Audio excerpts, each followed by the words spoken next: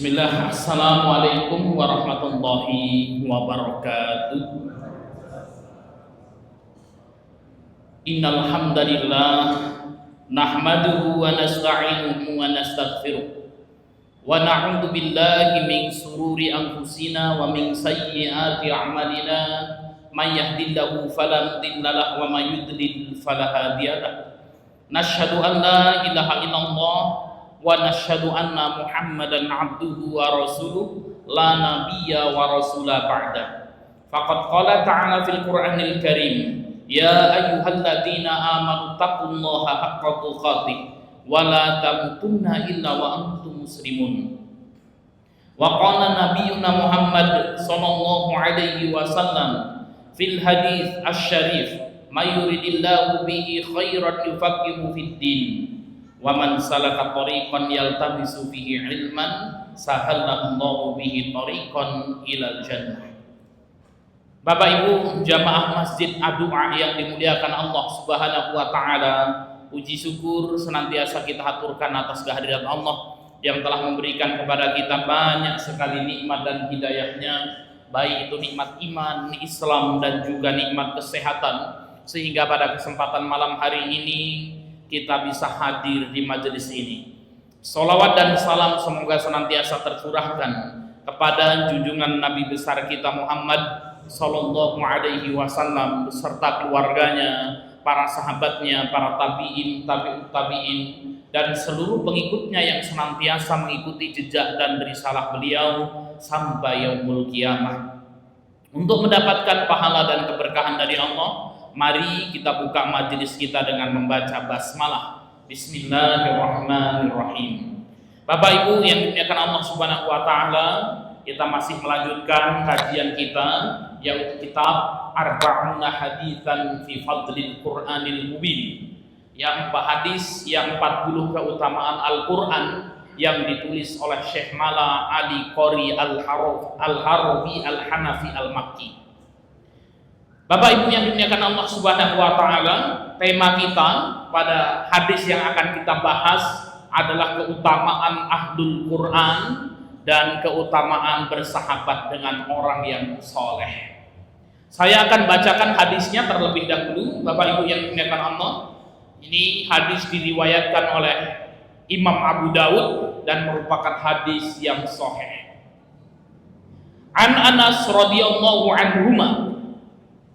Hadis ini diriwayatkan dari Anas radhiyallahu anhu qala, beliau berkata, qala Rasulullah sallallahu alaihi wasallam, Rasul sallallahu alaihi wasallam bersabda, masalul mu'min alladzi yaqra'ul qur'ana, perumpamaan seorang muslim yang membaca Al-Qur'an, kata Nabi, masalul utrujah, seperti buah utrujah, rihuha thayyibun wa ta'muha thayyibun.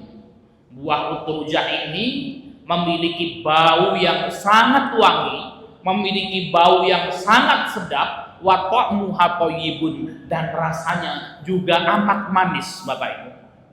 Wa matsalul mu'min alladzi la yaqra'ul qur'ana kama salit tamrati, dan perumpamaan seorang mukmin yang beriman kepada Allah namun tidak membaca Al-Qur'an, kama salitam roti, orang tersebut seperti perumpamaan buah kurma. Ta'muha thayyibun wala rihalaha, buah kurma, Bapak Ibu yang dimuliakan Allah Subhanahu wa taala, tidak memiliki bau yang sedap. Kalau dicium tidak ada wangi-wanginya, akan tetapi rasanya manis. Wa matsalul fajir alladzi yaqra'ul qur'ana kama sali raihana, dan perumpamaan orang fajir, orang yang banyak melakukan kemaksiatan.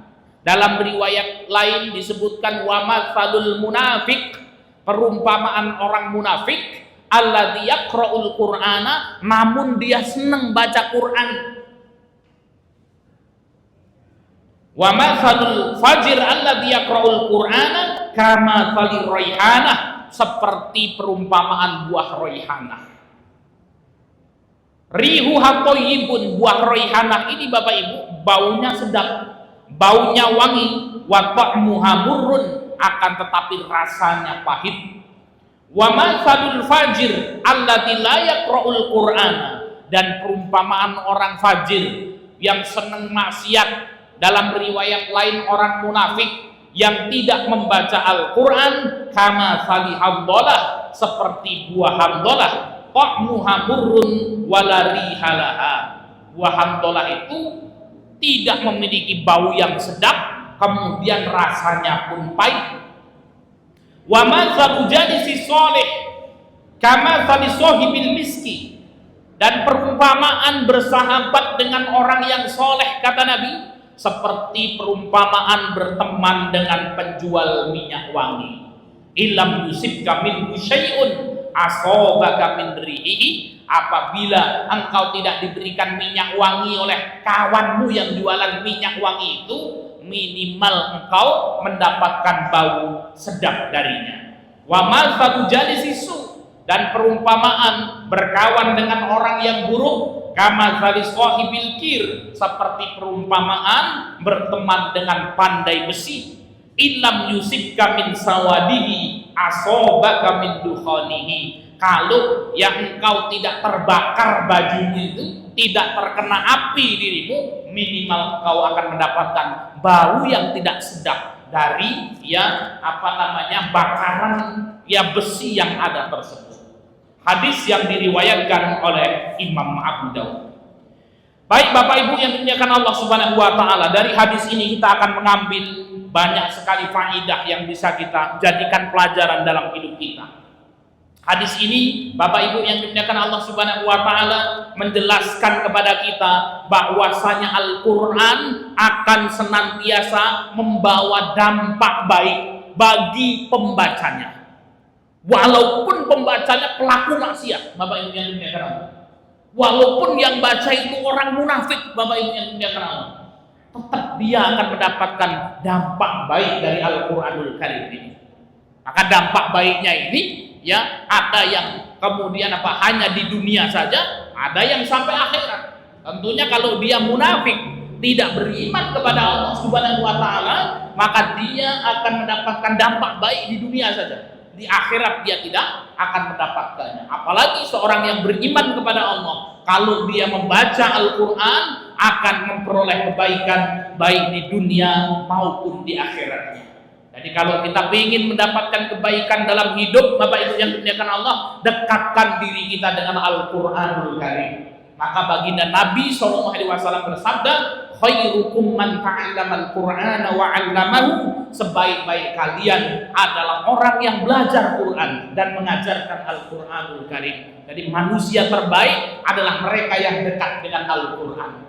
Kalau kita ingin diri kita menjadi baik, maka kita harus dekat dengan Al-Qur'an. Kalau kita ingin anak kita baik, maka dekatkan anak-anak kita dengan Al-Qur'anul Karim. Kalau kita ingin keluarga kita baik, maka dekatkan keluarga kita dengan Al-Qur'anul Karim. Kenapa? Segala sesuatu yang berkaitan dengan Quran, Bapak Ibu yang dimuliakan Allah Subhanahu wa taala, akan menjadi baik, bukan hanya baik, namun menjadi terbaik. Kita bisa melihat bagaimana Al-Qur'anul Karim diturunkan oleh Allah Subhanahu wa taala kepada malaikat Jibril alaihissalam. Tsummal ladzina yalunahum, kemudian masa setelahnya yaitu masa tabi'in. Kenapa? Para tabi'in ini langsung belajar Quran dengan orang yang diturunkan kepadanya Al-Qur'anul Karim. Maka Ibnu Mas'ud mengatakan, tidaklah satu ayat yang turun kecuali aku mengetahui di mana turunnya, kapan turunnya, dan apa sebabnya ayat itu turun. Tsummal ladzina yalunahum, kata Nabi, kemudian generasi setelahnya lagi yaitu tabi'ut tabi'in. Al-Qur'anul Karim diturunkan oleh Allah Subhanahu wa taala di Mekah dan Madinah. Maka Mekah dan Madinah itu yang menjadi dua kota terbaik di muka bumi ini, yang kita sebut dengan Al-Haramaini, dua kota haram, dua kota suci. Quran turun di dua kota ini. Al-Quranul Karim, Bapak Ibu yang dimuliakan Allah Subhanahu wa taala, turun di bulan Ramadan. Maka bulan Ramadan itu menjadi sayyidus syuhur, bulan yang paling mulia, Bapak Ibu yang dimuliakan Allah. Al-Qur'anul, ya, jadi apa? Ya turunnya Al-Qur'an yang melalui malaikat Jibril alaihi salam. Karena malaikat Jibril alaihi salam ini membawa wahyu Quran untuk disampaikan kepada Nabi Muhammad sallallahu alaihi wasallam, maka malaikat Jibril itu disebut dengan sayyidul malaikah. Malaikat yang paling mulia, malaikat yang paling agung. Kenapa Bapak Ibu yang dimuliakan Allah? Karena membawa wahyu Al-Quran. Al-Quranul Karim diturunkan kepada baginda Muhammad sallallahu alaihi wasallam. Maka Nabi Muhammad sallallahu alaihi wasallam menjadi sayyidul anbiya'i wal mursalin, menjadi nabi dan rasul yang paling baik di antara nabi dan rasul yang ada. Kenapa? Turun kepada baginda Nabi Muhammad SAW Al-Quranul Karim. Al-Quranul Karim diturunkan ya di masa sahabat. Ya, jadi ketika Al-Quran turun kepada Nabi Muhammad SAW, di situ ada para sahabat. Maka Nabi SAW mengatakan, khairul quruni qarni. Sebaik-baik kurun, sebaik-baik masa itu adalah masa di generasiku. Kenapa? Karena di masa Nabi SAW turun Al-Quranul Karim. Al-Quranul Karim, Bapak Ibu yang dimuliakan Allah Subhanahu wa Ta'ala, turun di bulan Ramadan. Maka bulan Ramadan itu menjadi sayyidus syuhur, bulan yang paling mulia, Bapak Ibu yang dimuliakan Allah. Al-Quranul Karim diturunkan pada malam Lailatul Qadar. Maka malam Lailatul Qadar itu menjadi apa? Sayyidul layali, malam yang paling baik, malam yang paling utama di antara malam-malam yang ada. Jadi segala sesuatu yang berkaitan dengan Al-Quran, Bapak Ibu, itu menjadi mulia, bahkan menjadi paling mulia. Jadi kalau kita ingin menjadi baik, Bapak Ibu yang dimuliakan Allah, keluarga kita ingin menjadi baik, Ustadz, istri saya ingin menjadi baik, suami saya agar baik Pak Ustadz, anak-anak agar menjadi baik Pak Ustadz, keluarga menjadi baik Pak Ustadz. Jadilah ahlul Quran, jadilah keluarga Al-Quran. Walaupun kita tidak hafal Quran, Pak, belajar ikut di majelis-majelis taklim, belajar tajwid tahsin, belajar ngaji Al-Quran, tahfidz bapak-bapak, tahfidz emak-emak, anaknya ya diarahkan ke lembaga pendidikan Al-Quran. Mumpung masih kecil, Pak. Ya. Selesai tamat SMA, silahkan. SMP, SMA harus belajar agama kuat-kuat, harus belajar agama sungguh-sungguh. Ilmu yang hukumnya fardu ain harus selesai. Kamu harus bisa sholat dengan benar, kamu harus bisa wudhu dengan benar, kamu harus bisa mandi janabat dengan benar. Kalau bapak ibunya meninggal dunia, bisa mengurus jenazah bapak ibunya. Ini fardu ain, ilmu yang hukumnya fardu ain harus beres di SMP dan SMA. Bila perlu hafal Quran, kamu nak 30 juz bersanad kepada Nabi SAW. Ya, ketika kau lulus dari SMA itu, silahkan kamu mau kuliah kemana saja. Mau ngambil jurusan ekonomi, silahkan. Jadi ahli ekonomi yang hafal Quran 30 juz, tahu agama. Kalau besok jadi pejabat, dia tidak akan korupsi, Pak. Takut, tahu Allah Subhanahu wa Ta'ala, tahu neraka, Pak. Di dalam dirinya ada Al-Quranul Karim. Pengen mengambil jurusan kedokteran, silahkan jadi dokter yang hafal Quran, memiliki keimanan yang kuat. Pengen jadi polisi, tentara, silakan.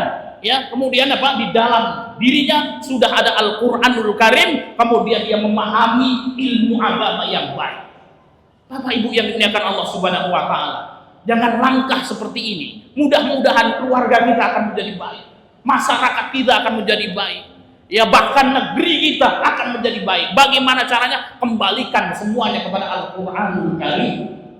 Maka Nabi SAW bersabda, khairukum man ta'allamal Qur'ana wa 'allama. Maka Nabi SAW bersabda, khairukum man ta'allamal Qur'ana wa 'allamahu. Sebaik-baik kalian adalah orang yang belajar Quran, kemudian mengajarkan Al-Quranul Karim, mengamalkan isi Al-Quranul Karim. Baik Bapak Ibu yang dimuliakan Allah Subhanahu wa Ta'ala. Jadi ini faedah yang pertama, segala sesuatu yang berkaitan dengan Quran akan menjadi baik. Yang kedua, Bapak Ibu yang dimuliakan Allah, hadis ini menjelaskan kepada kita tentang permisalan dan tingkatan-tingkatan orang dalam membaca Al-Quran. Maka disebutkan oleh Nabi SAW ada 4 tingkatan seseorang dalam membaca Al-Quran. Yang pertama adalah tingkatan yang paling tinggi, Bapak Ibu yang dimuliakan Allah Subhanahu wa taala. Siapa tingkatan yang paling tinggi? Yaitu seorang mukmin yang membaca Al-Qur'anul Karim. Maka disebutkan oleh Nabi SAW, "Matsalul mu'min alladzi yaqra'ul Qur'ana." Perumpamaan seorang mukmin, seorang muslim yang membaca Al-Qur'an, ya, matsalul utrujah, seperti buah utrujah. Apa itu buah utrujah, Bapak Ibu yang dimuliakan Allah? Buah utrujah, orang Arab itu sering menyebutnya dengan turnuj. Utrujah, turnuj, utruj, ya. Ya, buah utrujah ini, Bapak Ibu yang dimuliakan Allah, seperti buah jeruk. Besar, warnanya kuning, ya. Nah, ini memiliki bau yang sangat sedap dan kalau dimakan sangat manis. Itu buah utrujah.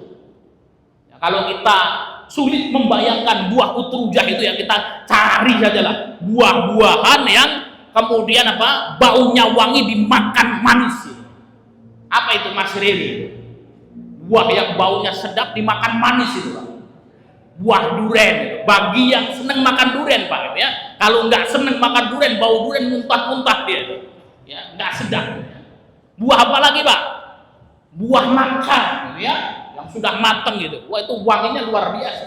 Nah, ini perumpamaan seorang mukmin yang membaca Al-Quran seperti buah utrujah, seperti buah duren, seperti buah nangka ini kalau tempat kita. Ya, jadi apa? Keimanan itu dilambangkan dengan rasa manis. Sedangkan Al-Quran yang dibaca itu seperti bau harum.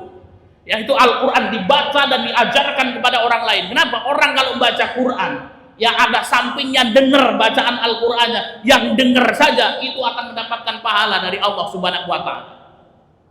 Jadi kalau kita ingin menjadi seorang mukmin yang baik, Ustaz, kita ingin menjadi mukmin yang terbaik, Pak Ustaz, maka kemudian apa? Ya, harus dekat-dekat kita dengan Al-Qur'anul Karim, harus banyak-banyak kita belajar dan membaca Al-Qur'anul Karim.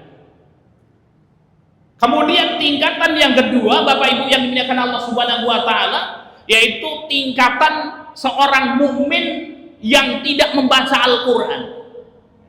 Maka disebutkan oleh Nabi SAW, wa matsalul mu'min alladzi la yaqra'ul Qur'an, dan perumpamaan seorang mukmin yang tidak membaca Al-Qur'an, jarang-jarang Pak baca Quran. Ya. Dia beriman kepada Allah, sholat 5 waktu, puasa, kalau punya duit banyak dia berangkat haji, dia berangkat umroh. Ya, tapi yang buka Qur'annya Pak Ustadz itu paling kalau bulan Ramadan sekali, kan gitu ya. Dibuka itu alhamdulillah Pak Ustadz khatam juz 30 Pak Ustadz, kurang 5 lembar gitu ya. Khatam juz 30 kurang 5 lembar, kan gitu ya. Tapi puasa, sholat dia Pak. Ya. Maka apa? Perumpamaan seorang mukmin yang tidak membaca Al-Qur'an seperti perumpamaan tamr. Tamr itu adalah buah kurma, Bapak Ibu yang dimuliakan Allah. Buah kurma itu la rihalaha, tidak memiliki bau yang sedap gitu ya.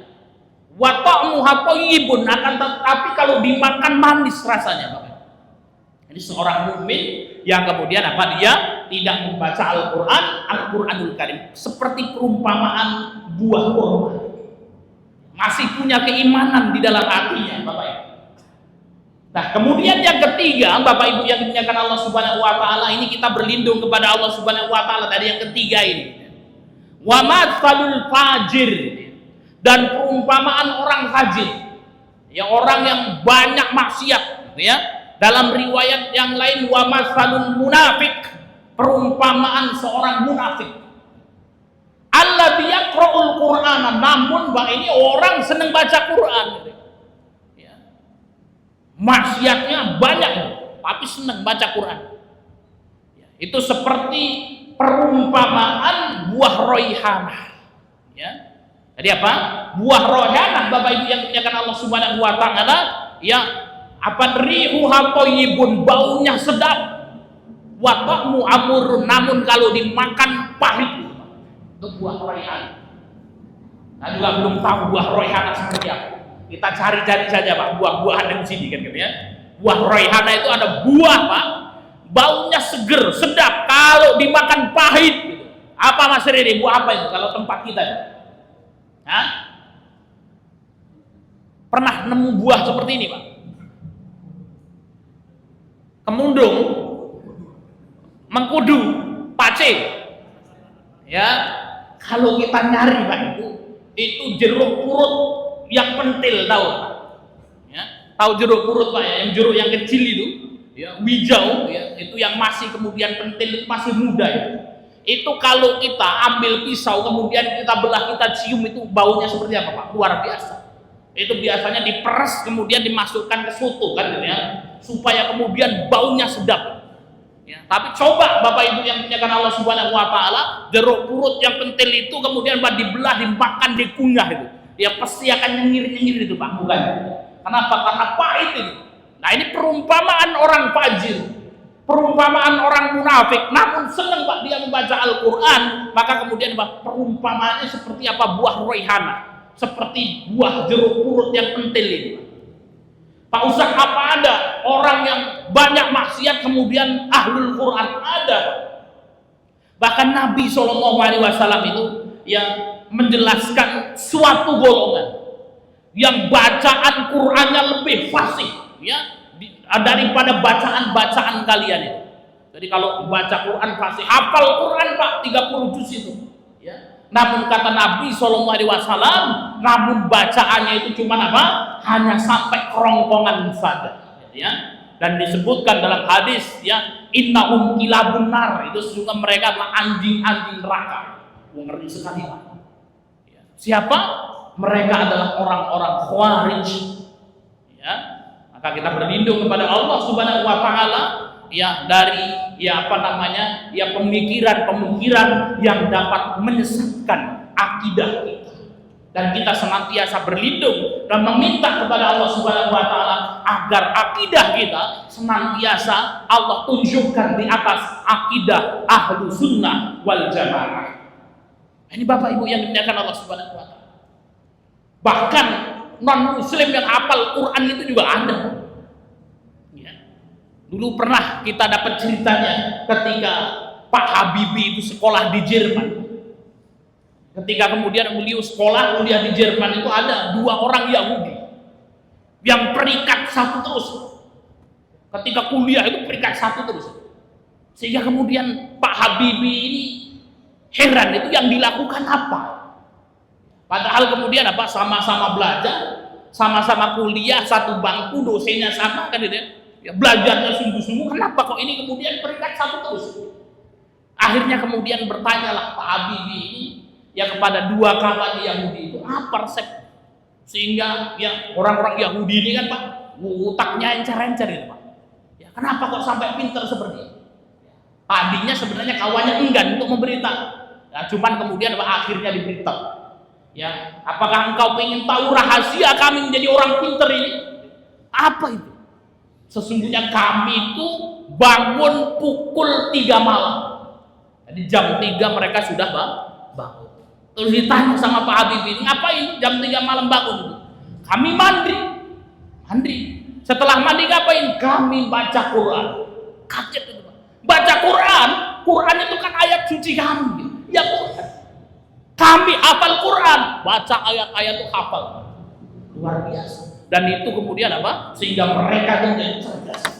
Ini kadang-kadang kita ini orang muslim sendiri itu kadang-kadang bujel-bujel ya Pak. Kenapa? Ya, bangunnya keringat terus Pak itu kan gitu ya. Ya diambil itu, ya kebiasaan baik. Ya, bahkan kemudian Pak di sepertiga malam terakhir itu jam 3 itu adalah apa? Waktu terbaik untuk belajar. Bahkan Nabi SAW apa? Diperintahkan oleh Allah Subhanahu wa taala untuk bangun di sepertiga malam terakhir ini. Ya untuk apa? Untuk memurojaah Quran, untuk membaca Quran. Inna sanulqi 'alaika qaulan tsaqila kata Allah. Sesungguhnya Pak, aku akan menurunkan kepadamu perkataan yang berat. Maka bangun engkau di sepertiga malam terakhir itu, ya kemudian apa? Berdiri, ya melaksanakan sholat. Di situ Allah yang berikan ilmu kepada Nabi Muhammad SAW. Ya, maka ini waktu terbaik. Ya, maka kemudian apa? Kalau kita ingin ya pandai kan gitu ya, kita belajar di sepertiga malam. Ya, Rasulullah SAW kalau ya setelah sholat isya tidur. Ya tidur, habis itu kemudian beliau ya bangun ya di sepertiga malam kemudian melaksanakan sholat. Kalau Imam Syafi'i rahimahullah ya beliau ya ba'da isya beliau tidur. Kemudian setelah itu bangun ya di pertengahan malam beliau bangun kemudian beliau belajar. Ya, kemudian beliau belajar sampai sepertiga malam ya kemudian dia sholat tidur sebentar ya kemudian bangun sholat subuh. Nah ini Imam Syafi'i rahimahullah. Sehingga kemudian walaupun dia lembur, ya, maka lemburnya kemudian sudah ya pertengahan malam sana jam 1, jam 2 bangun kan gitu ya. Kemudian belajar, sholat tahajud, berdoa kepada Allah Subhanahu wa taala gitu ya. Kemudian menjelang subuh sebentar tidur ya 10 menit, 15 menit ya kemudian bangun lagi sholat subuh seakan-akan sudah segar kembali seperti orang yang tidur semalam suntuk. Kita juga sama Pak Ustadz, ya. Jam 1 malam bangun, kemudian kita sholat, kemudian kita tidur, habis itu bangun waktu duha, gitu ya. Tahu-tahu sholat duha ini ketinggalan ya sholat subuhnya. Nah ini Bapak Ibu yang dimuliakan Allah Subhanahu Wa Taala. Ya jadi Ini tingkatan ya ketiga, ya seorang munafik, orang yang fajir, namun dia membaca Al-Quranul Karim, maka kama kali roihana, seperti buah roihana ini baunya harum namun kemudian rasanya pahit. Kemudian tingkatan yang terakhir Bapak Ibu yang dimuliakan Allah Subhanahu wa taala, wa matsalul fajir. Dalam riwayat yang lain wa matsalul munafik, dan perumpamaan orang fajir, perumpamaan orang munafik, alladzi la yaqra'ul qur'ana, yang tidak membaca Al-Qur'an, kana kali hamdolah, seperti buah hamdolah. Buah hamdolah Bapak Ibu yang dimuliakan Allah Subhanahu wa taala, hamdolah itu buahnya bulat seperti semangka namun kecil. Ya sebesar bola bekel itu. Nah itu adalah hamdolah. Ya kalau tempat kita tuh pari Pak, hamdolah itu. Ya hamdolah itu pari. Buah pari Bapak Ibu yang dimuliakan Allah tidak memiliki bau, kalau dimakan pahit itu buah pari. Hamdolah. Dulu kita pernah nemu buah hamdolah ini di kota Maghrib Yaman Utara. Itu banyak di kebunnya, itu buah hamdolah. Dulu pernah kita ceritakan, ya kita jalan-jalan di kebun sama kawan dari Balikpapan. Kawan saya ini paling seneng masak. Sampai kemudian dari Indonesia itu kalau ada orang mau pergi ke Yaman, ya titip. Ya nanti saya titip, bawakan ya benih kangkung, ya pokoknya benih-benih sayur-sayuran ditanam di sana. Ya setiap hari bisa masak itu kangkung, bayam dan lain sebagainya. Ya hidup pula di sana, ya. Maka kemudian kita jalan-jalan nemu itu buah hamdolah. Karena lama tidak makan pari itu, Pak. Ya kalau di Indonesia itu ya senangnya lalap pari kan gitu ya. Direbuslah atau ini pari ini aneh ya.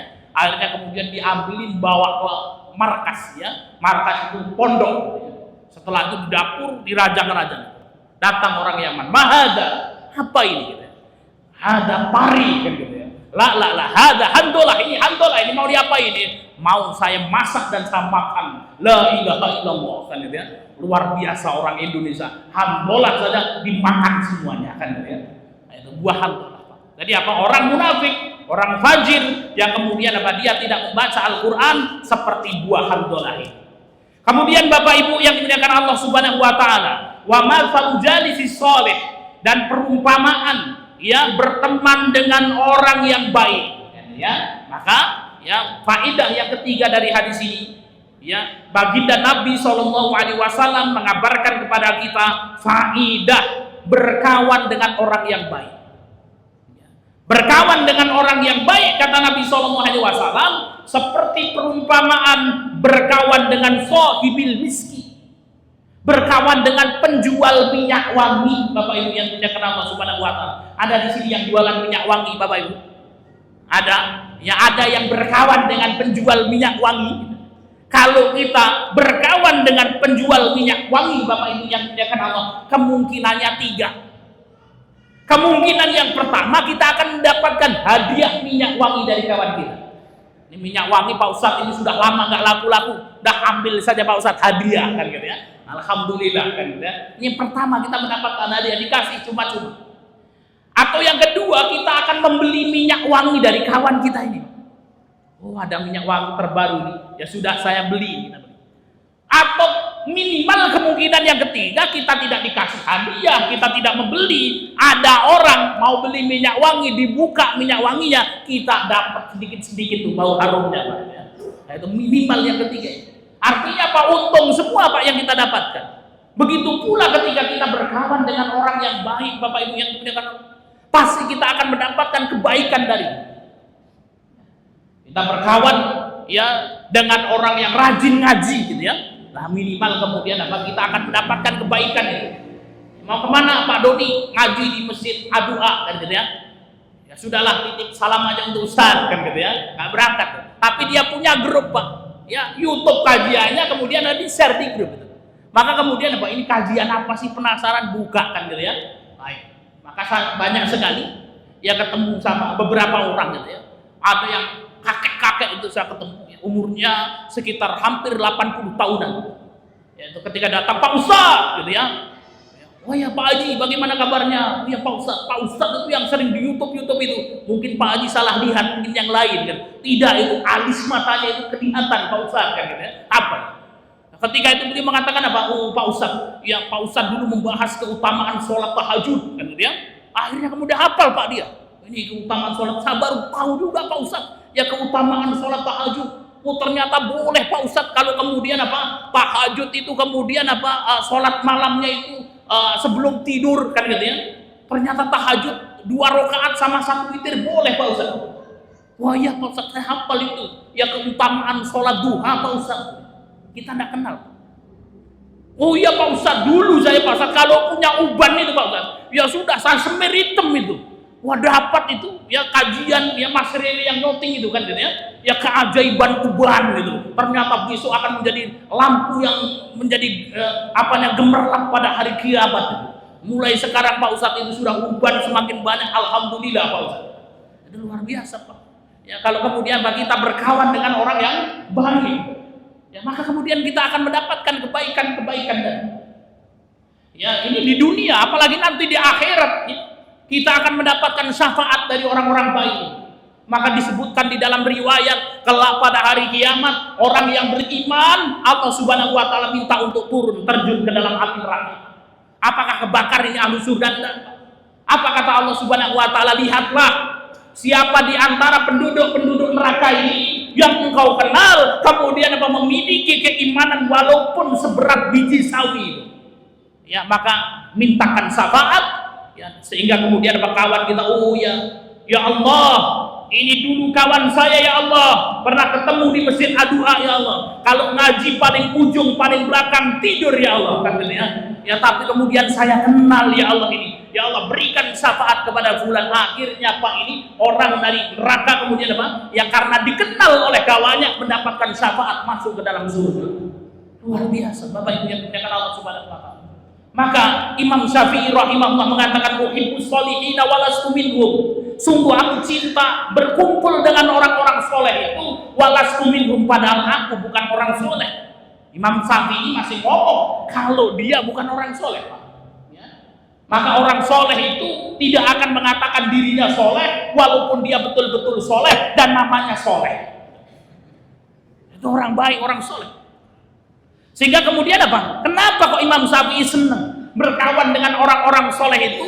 Ya asa'an anala bihimu syafa'ah, karena aku berharap kepada Allah Subhanahu wa taala mudah-mudahan kelak ya ketika kita dikenal sama orang yang baik Pak, ya kita mendapatkan syafaat dari mereka. Nah kalau kawan kita buruk semua Pak, bagaimana itu? Ya semuanya kawannya di neraka itu. Siapa ini? Ya ada nggak ini penghuni surga yang kita kenal? Nggak ada, gitu ya. Nah, itu nggak ada yang ngasih syafaat. Ya. Maka datanglah ke majelis-majelis taklim, datanglah ke pengajian-pengajian agar kita dikenal orang-orang soleh, minimal itu Pak. Ya. Walaupun dikenal ngantuknya nggak apa-apa kan gitu ya. Yang penting ada orang soleh yang kenal kita itu. Ini unik sendiri orang ini kan, ini Masya Allah.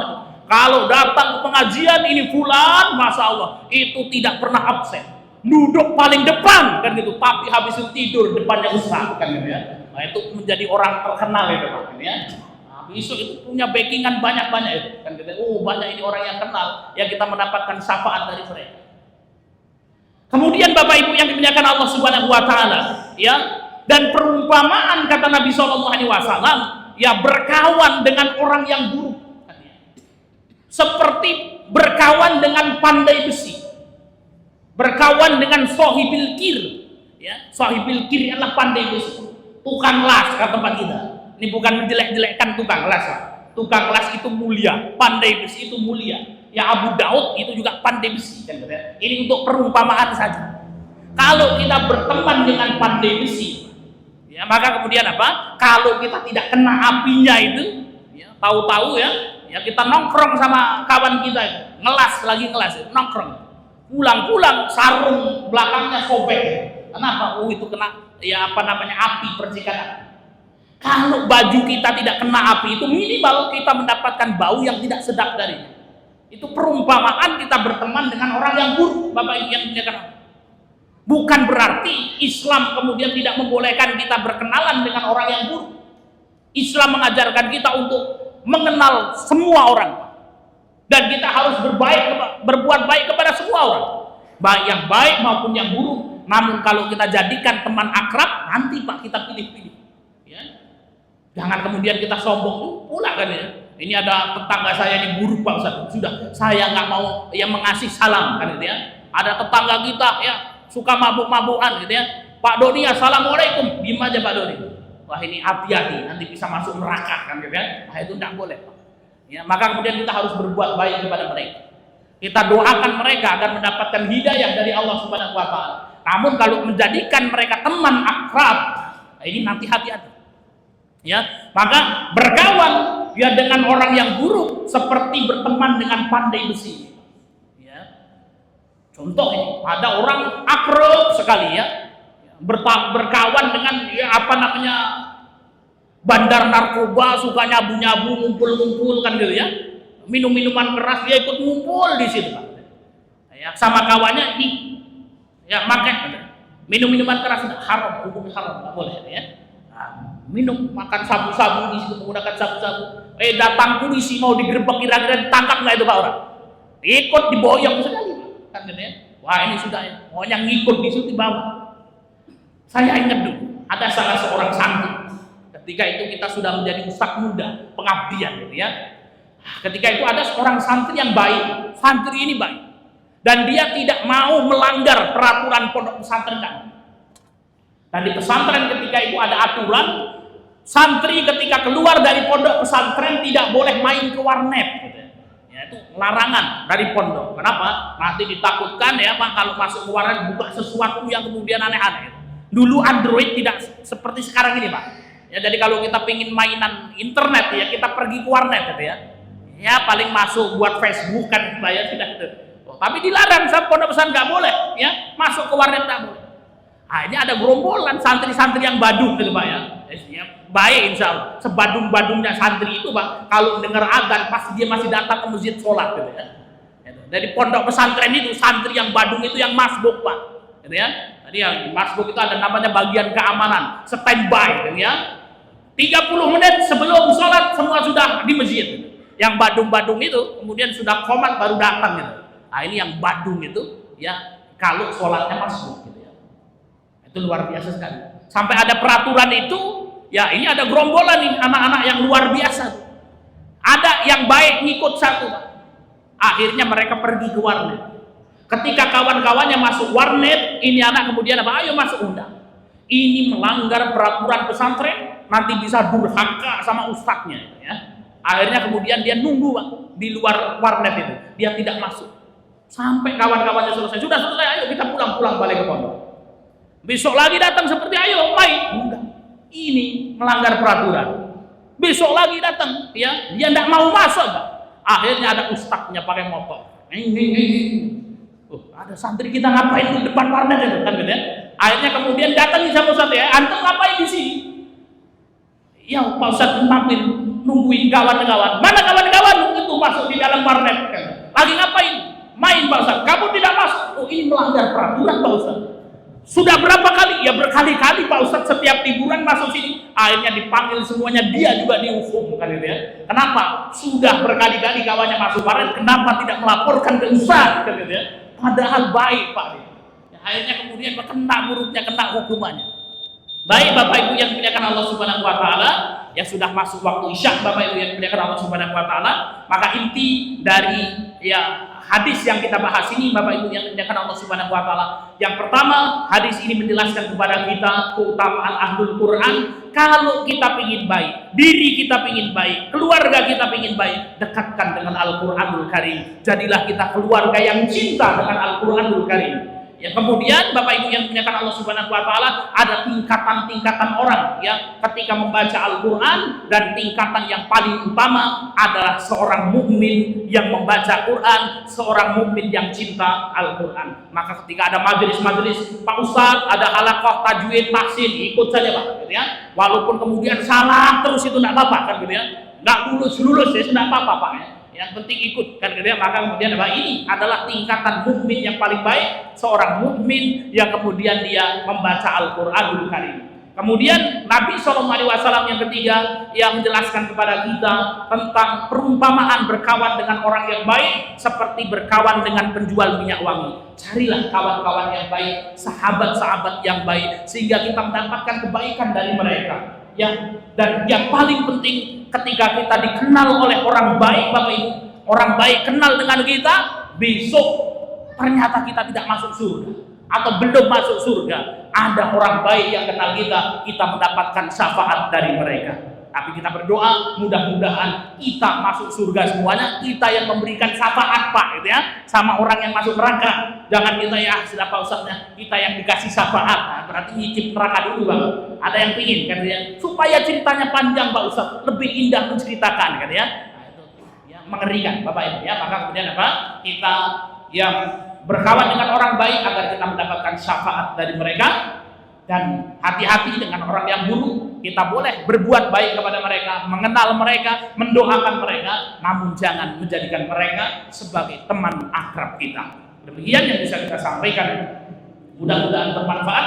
Kita tutup majelis kita dengan lafaz hamdalah dan doa kafaratul majlis. Alhamdulillahirabbil alamin, subhanakallahumma wa bihamdika asyhadu an la ilaha illa anta, astaghfiruka wa atubu ilaik. Wal akhir, wassalamu alaikum warahmatullahi wabarakatuh.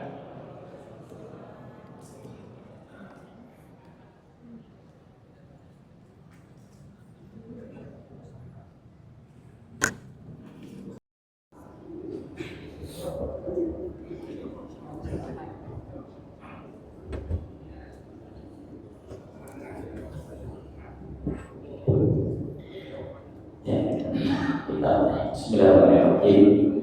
Assalamualaikum warahmatullahi wabarakatuh.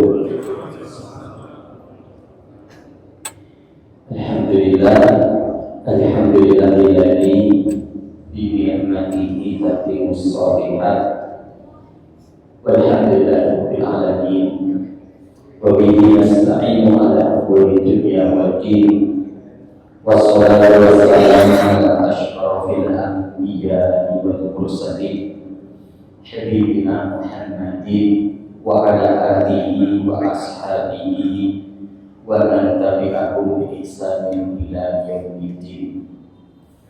Usikum wa iyaya nafsi bi taqwallah azza wa jalla, faqad fazal muttaqun wal mu'minun. Hifdzallahu ta'ala, ya ayyuhalladzina amanu taqullaha haqqa tuqatih wa la tamutunna illa wa antum muslimun.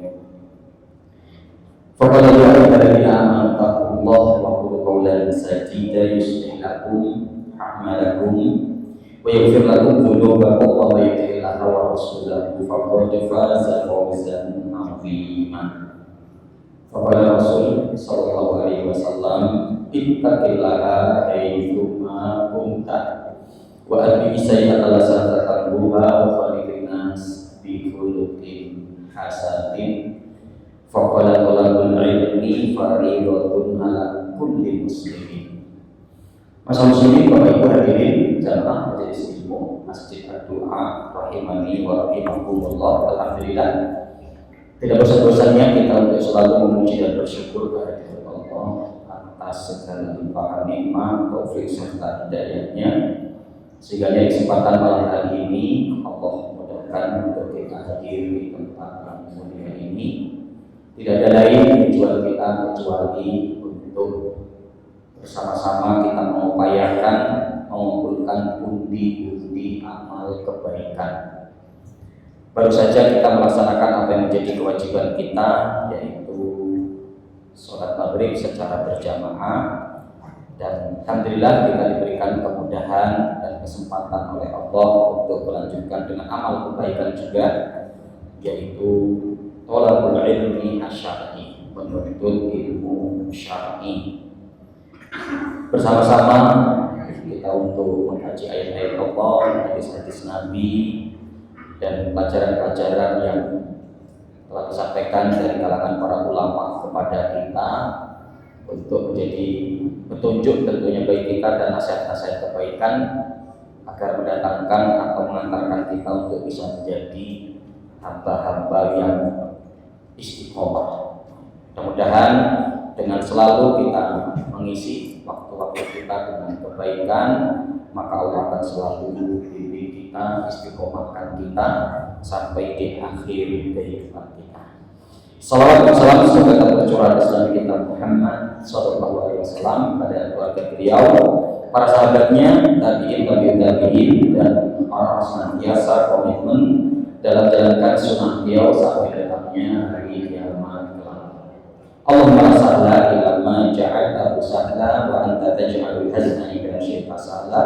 Allahumma anfa'na bima 'allamtana wa 'allimna ma yanfa'una. Allahumma zidna ilma. Allahumma faqihna fid din wa 'allimna at-ta'wil. Kaum muslimin dan muslimat, barakallahu kembali di majelis yang mulia ini kita untuk melanjutkan seri Sirah As-Sahabah, sejarah kehidupan dari kalangan para sahabat Nabi. Dan alhamdulillah terkait tentang Al-Khulafa Ar-Rasyidin, 4 sahabat Nabi yang mulia, telah kita selesaikan dan kita masuk di 10 sahabat yang dijamin masuk surga. 1 sahabat telah kita kaji, yaitu Az-Zubair bin Awam. Kalau nggak salah di 2 kali pertemuan kita menyelesaikan tentang perjalanan kehidupan sahabat Az-Zubair bin Awam. Kali ini kita akan masuk di sahabat yang kedua dari 10 sahabat yang dijamin masuk surga, yaitu Thalhah bin Ubaidillah, sang pemilik keutamaan yang menakjubkan. Masyaallah muslimin, Bapak Ibu rahimahullah, tentunya dalam bingkaian besar bahwa mereka ini termasuk daripada 10 yang dijamin masuk surga. Jadi kita tidak perlu untuk mengkhawatirkan, tidak perlu kita untuk ragu tentang perjalanan kehidupan mereka yang memiliki perjalanan yang sangat indah, yang tentunya dalam pengabdian mereka kepada Rabb-nya, kepada Allah Subhanahu wa taala, yang ternyata pun kalau kita melihat perjalanan mereka dalam pengabdian mereka kepada Allah sesuai dengan apa yang kita dapati dalam pelajaran-pelajaran dari Al-Quran maupun Sunnah Rasulnya. Jadi sehingganya mereka adalah sahabat yang sangat luar biasa, yang hidup mereka telah mereka curahkan, mereka berikan dan mereka korbankan untuk Allah Subhanahu wa taala atau untuk Islam.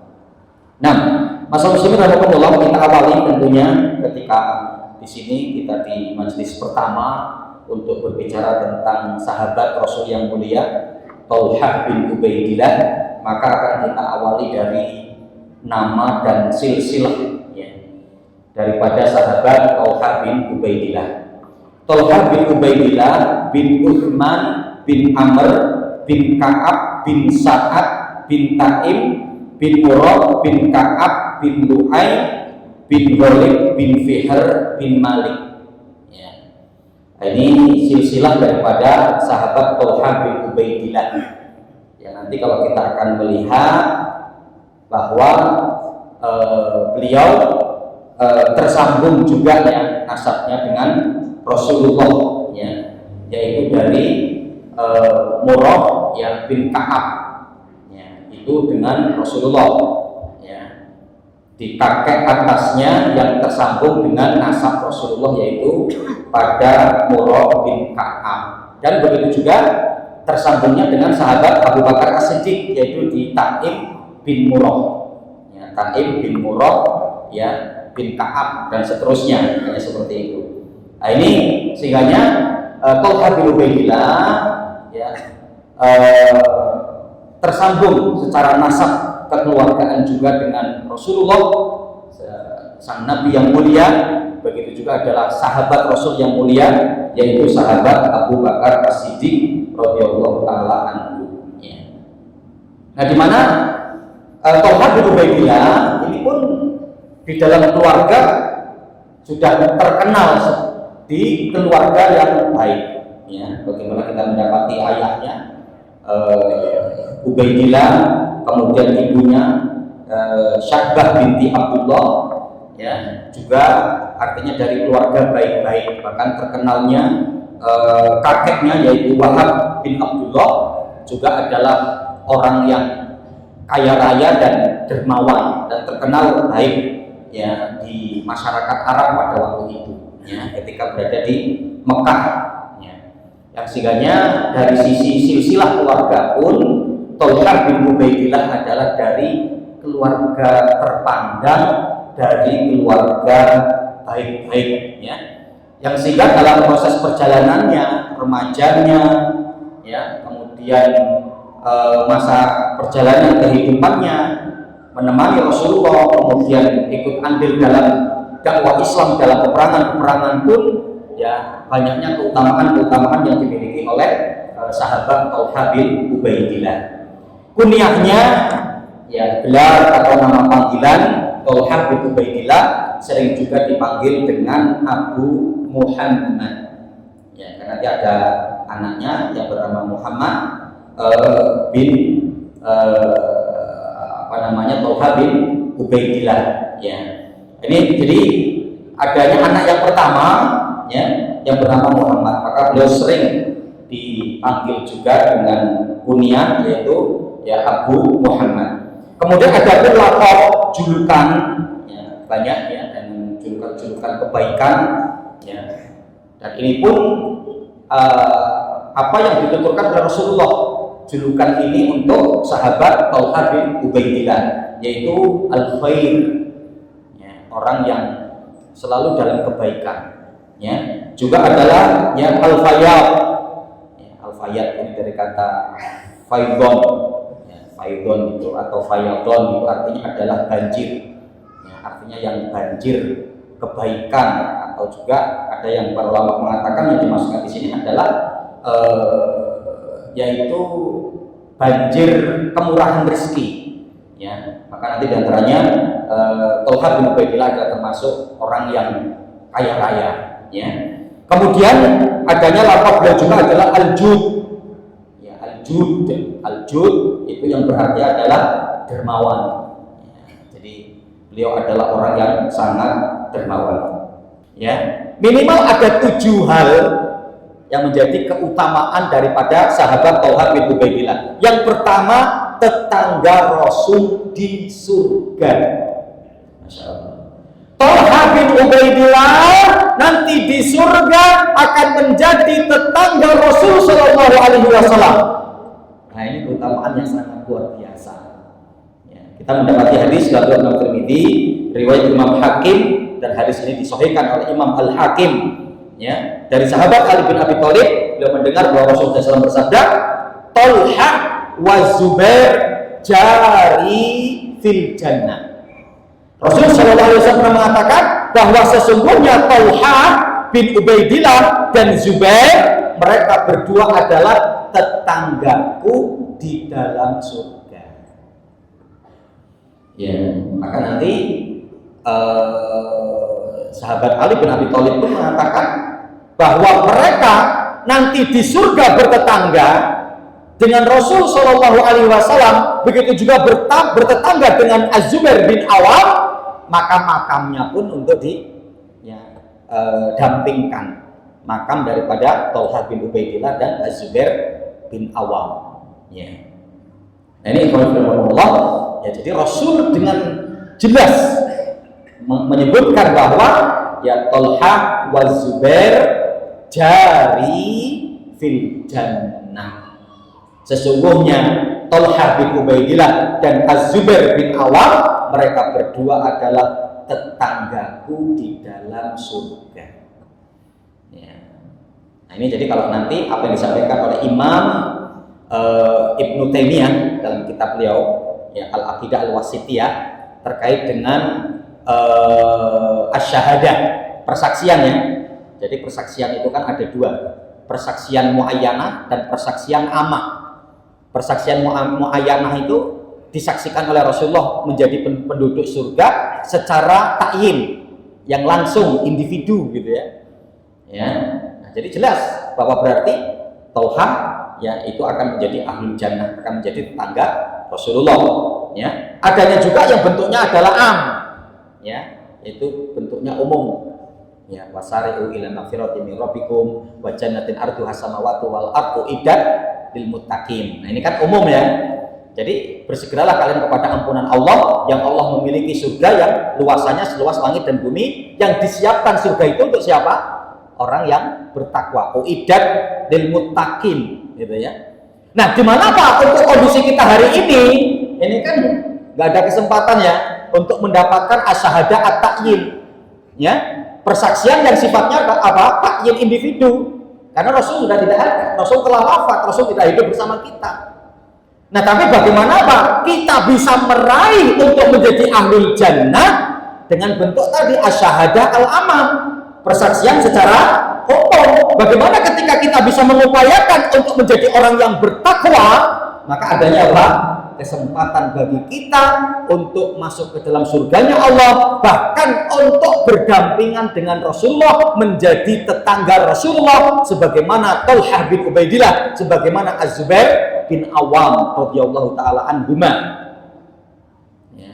Nah, maka coba Rasulullah kita ya sedikit untuk sambil mengkaji dan menggali amalan apa yang bisa kita lakukan secara keumuman akan membawakan kita menjadi pribadi yang bertakwa kepada Allah, dan dengan amalan itu ya syariat memberikan informasi kepada kita akan menjadi tetangganya Rasulullah, ya, akan menjadi tetangganya Rasulullah, ya.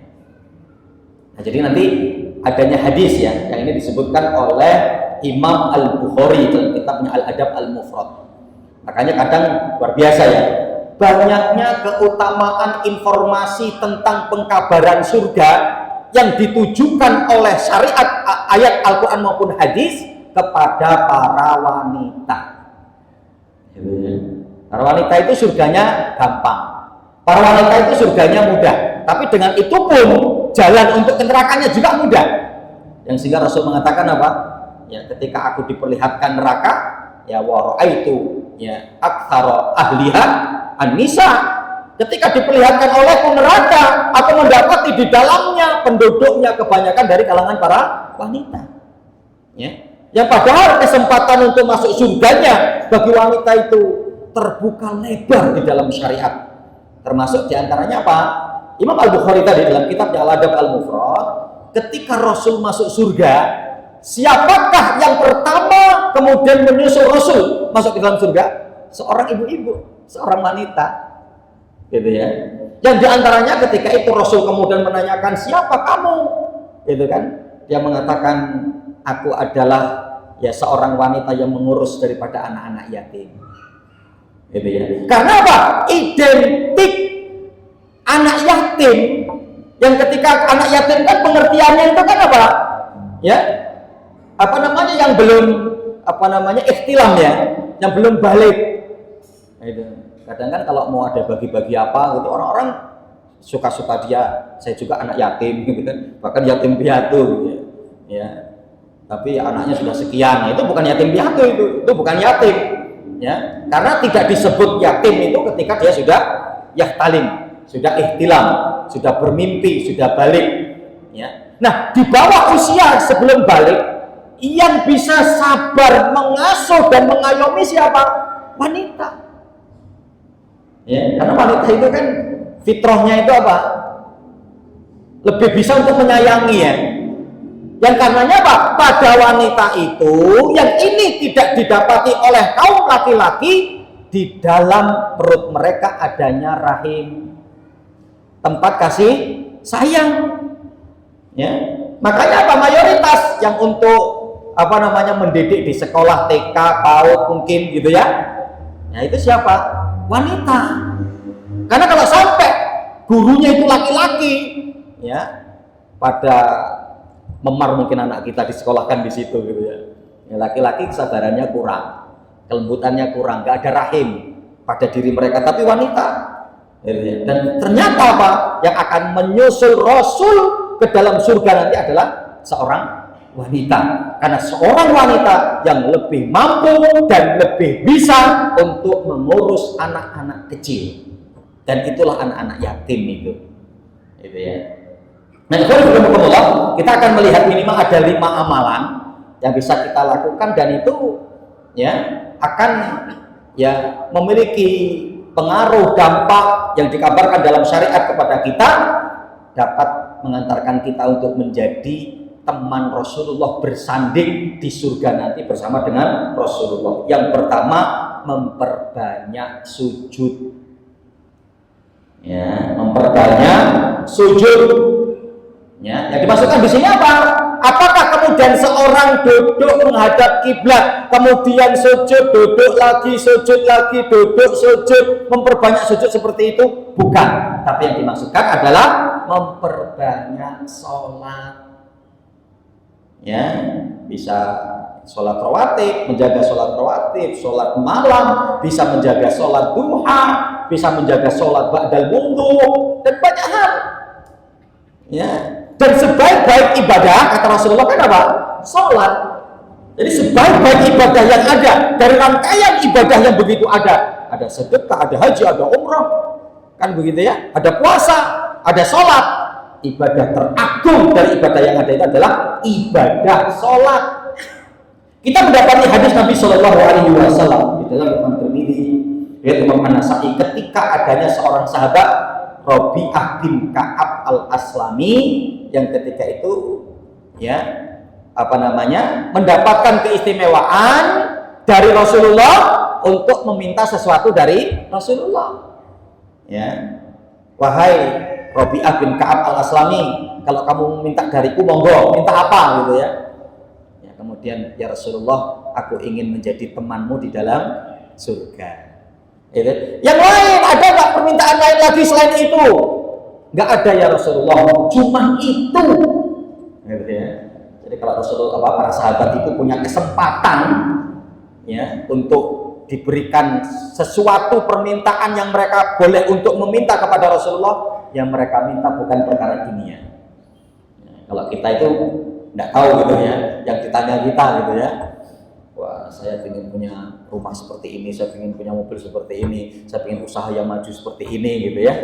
Tapi sahabat Rabi'ah bin Ka'ab al-Aslami tidak gitu ya. Hanya satu permintaannya kepada Rasulullah, ini murafiqatuka fil jannah. Aku ingin menjadi rafiqmu, temanmu di dalam surga. Ya. Kemudian apa kata Rasulullah? Ya, a'inni ala nafsika bikasrati sujud.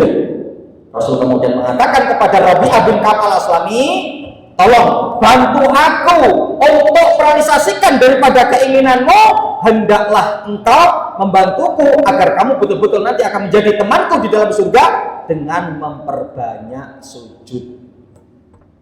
Ya. Ini ala nafsika bikasrati sujud, memperbanyak sujud. Ya. Nah, ini adanya peluang bagi kita untuk pengabaran menjadi ahli jannah secara umum. Uiddat lil muttaqin, akan disiapkan oleh Allah untuk orang-orang yang bertakwa.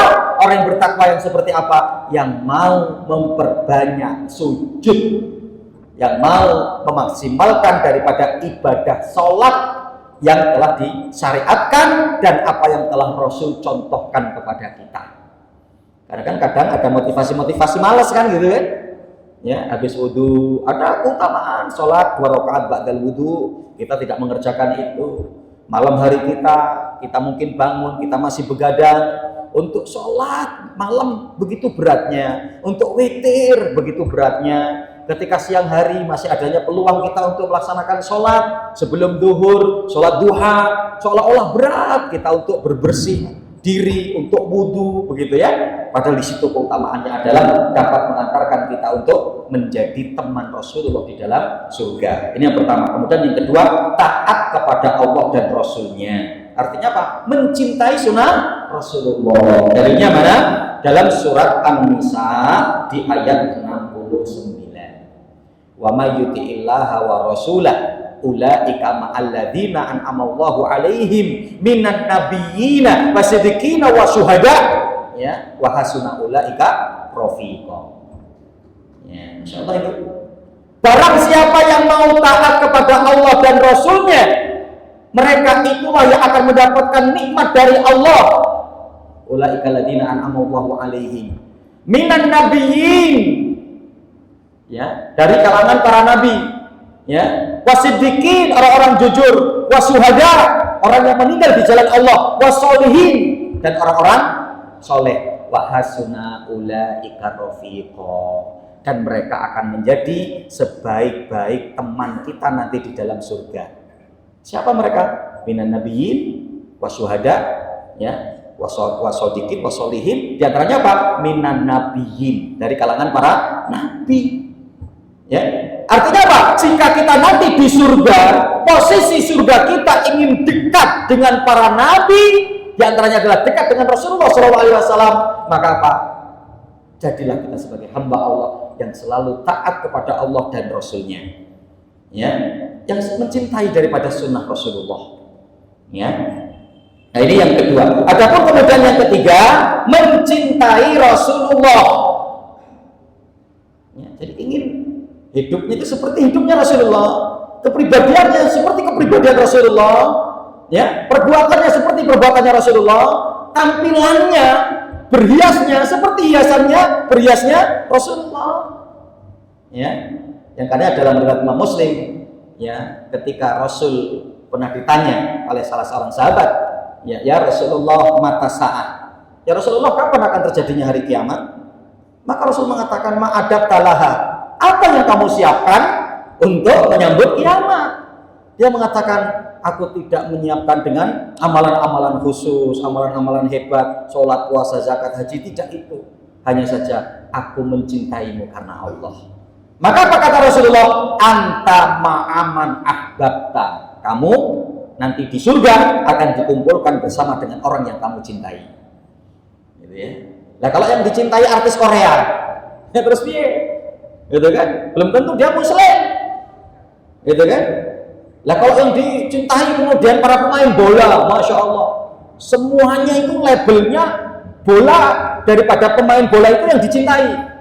Ya, jadi kalau beli kaos di sana nomor 10 ya nomor 10. Namanya siapa ya dikasih nama yang sama. Stiker dipasang di rumahnya ya namanya daripada itu. Cara cukurnya ya pinginnya juga mirip itu. Gitu kan, masya Allah. Ya, kata Rasulullah, anta ma'aman ahbabta, kamu akan bersama dengan orang yang kamu cintai. Kalau kita mencintai Rasulullah, berarti nanti di dalam surga kita akan bersama dengan Rasulullah. Itu ya. Itu. Jadi, masya Allah, terus kita perhatikan itu. Sehingga ada buku saku kecil. Ya. Saya ketika ke toko buku pun kemarin masih mendapati dengan cetakan yang berbeda. Karena mungkin sudah sekian kali cetak, berjudul 1001 amalan sunnah sehari semalam. Masya Allah. 1001 amalan sunnah sehari semalam. Ya, coba itu bisa dibeli, dibaca, diamalkan. 1001 loh. Gitu ya. Ya, jadi bagaimana cara makan sesuai Rasulullah, minum sesuai sunnah Rasulullah, tidur sesuai sunnah Rasulullah, bergaul sesuai sunnah Rasulullah, bertamu sesuai sunnah Rasulullah. Oh, semua Karena syariat ini lengkap, gitu ya. Saya pernah mengkaji satu buku di satu majelis itu sampai berapa tahunnya, yang berjudul Yaumun fi Baiti Rasulillah, 1 hari di rumah Rasulullah. Wah, itu luar biasa ya buku itu. Ya. Nah, jadi Masuk Rasulullah mencintai Rasulullah. Kemudian berikutnya menanggung kehidupan anak yatim. Jelas ya? Dalam Quran Muslim Rasul mengatakan begitu kan? Ana wa kafilul yatim fil jannah hakada wa asara bisababati wal wusta wa faraja bainahuma.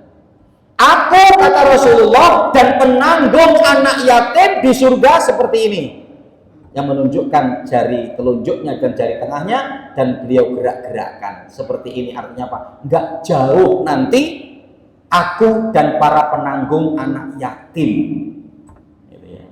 Tapi yang menanggung dengan benar, ya, jangan modus, gitu ya. Ya modusnya dikumpulin, ternyata masya Allah menjadi predator, bahaya, hati-hati itu, gitu kan, ya.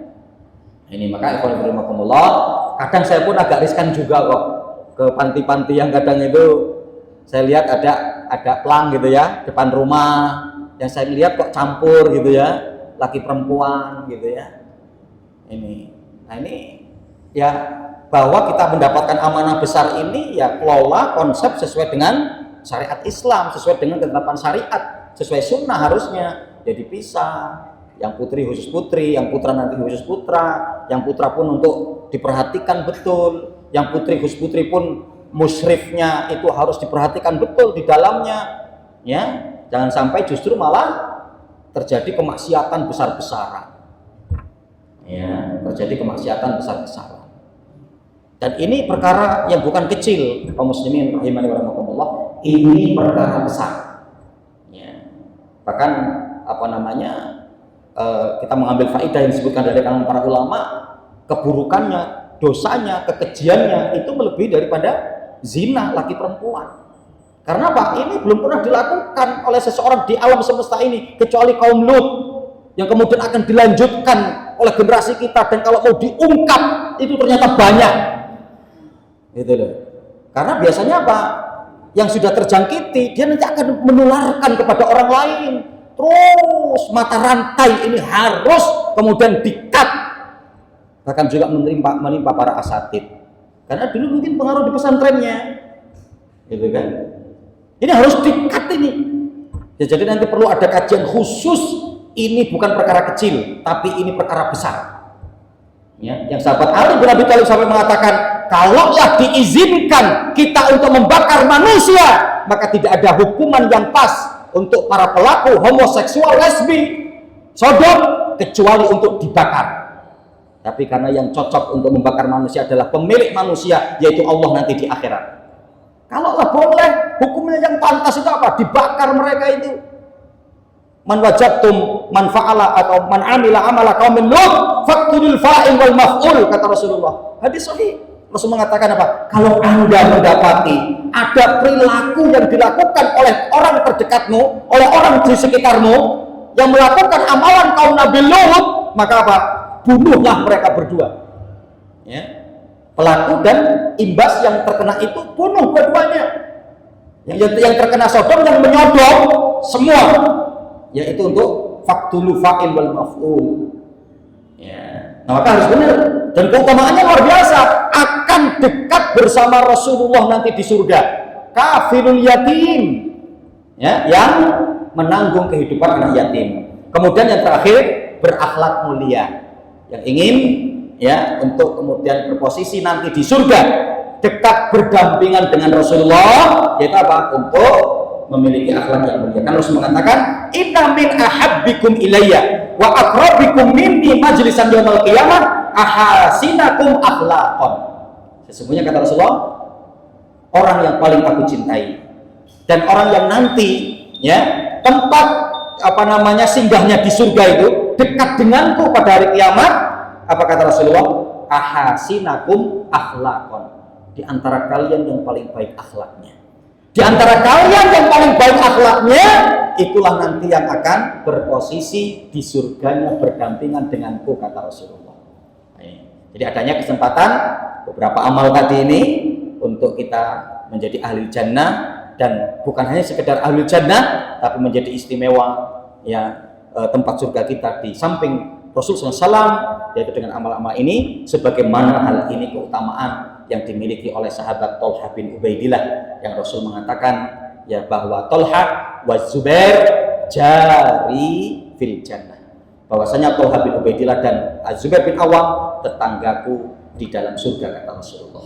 Ini mungkin dapat kita kaji di majelis yang mulia ini, mudah-mudahan memberikan satu kemanfaatan selain kita untuk ya bagaimana bisa mengetahui perjalanan dan keutamaan daripada kalangan para sahabat Nabi, tapi kita juga bisa untuk mencontoh mereka, karena ketika kita mengenal mereka bukan hanya sekedar kita tahu, kita ngerti, tapi bagaimana kita bisa mencontoh ya perbuatan-perbuatan mereka sehingga mereka dalam posisi kemuliaan seperti apa. Nah, bagaimana kita bisa untuk mengupayakan di posisi tersebut juga. Wallahu ta'ala a'lam bishawab. Aku qouli hadza astaghfirullahi wa lisa'ilil muslimin fi jam'i wal akhir. Subhanallah wa bihamdika asyhadu an la ilaha illa anta astaghfiruka wa atubu ilaik. Maaf, wassalamualaikum warahmatullahi wabarakatuh.